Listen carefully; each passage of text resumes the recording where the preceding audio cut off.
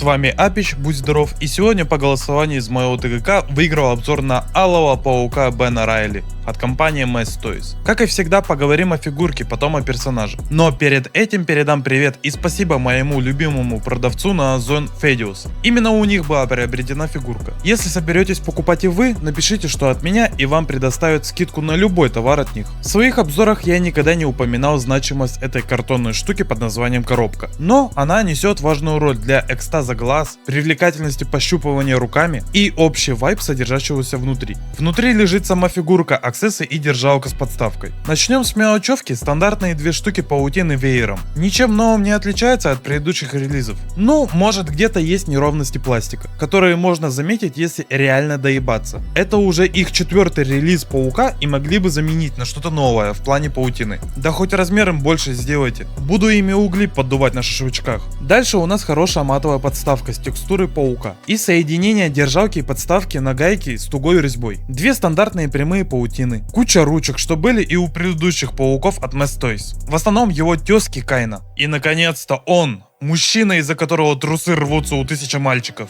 Алый паук Бен Райли. Основа его тела строится от тайных японских инженеров Revoltech.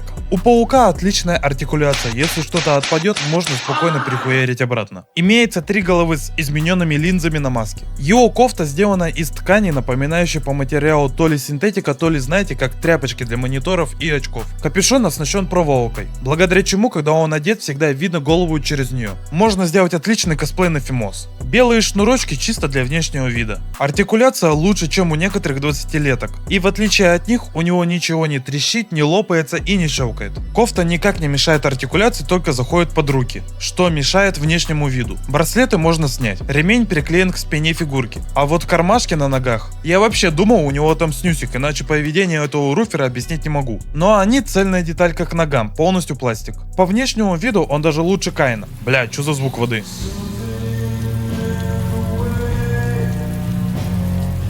По истории этого Пепсимена идет разные интеракции. Из оригинального комикса его создал злодей Шакал, чтобы тот отпиздил паука. Но паук отпиздил его, и тот стал ему душевно брат брату брат. Но мне больше импонирует версия из мультика 90-х. Он там больше как самостоятельный персонаж Гигачат, что сразу послал батю Шакала нахуй и стал отдельной частью жизни оригинального паука. На этом, думаю, с вас достаточно инфы о Перси. Кому интересно, тот сразу будет копать, а кому нет, тот сразу нахуй пошлет.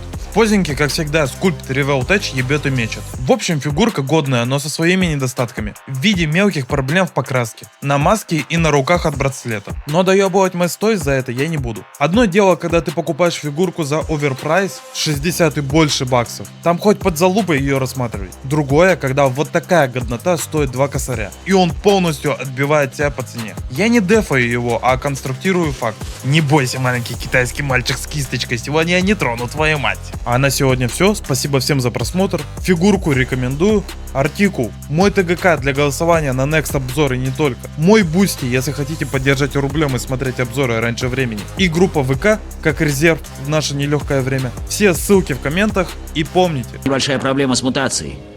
Ого, пожалуй, мне даже не хочется знать твою историю.